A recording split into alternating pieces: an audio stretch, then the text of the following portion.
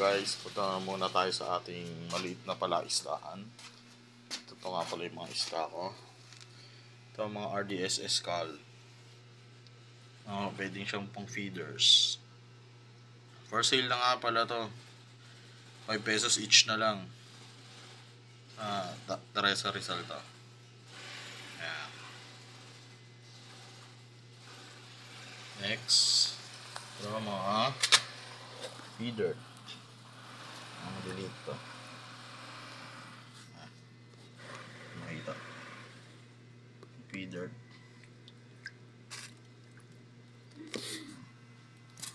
Ang delete pa. Next, ito yung mga paborito ko. Gold. Full gold.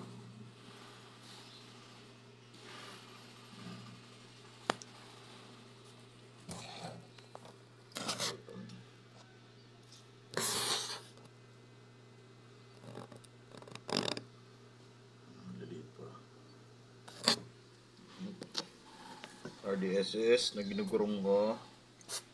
Ayan. Saan na siya? Yun. Ginugurong ko yan. Yun. Mga gold. Ayan. Nahihiya sila sa camera.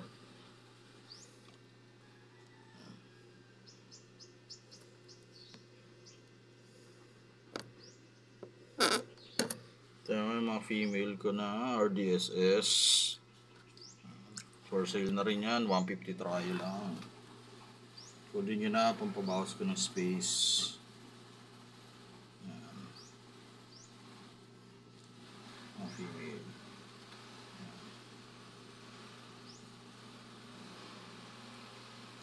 Next.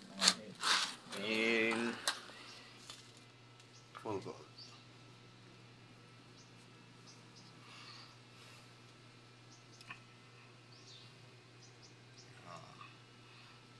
Meal natin. Ayan. 3 piraso. Yung dalawa dyan, yun yung breeder ko. Sa blanco. Talagyan ko pa yun ng mga full gold. Naharvest ako dito. Dito ko nilagay yung mga breeder ko na full gold. Yan, yung mga baby nila. Ayan. Medyo lumalaki na rin.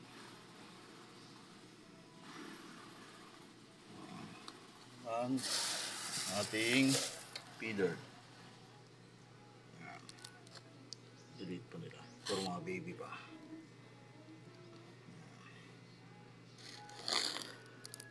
Ayan.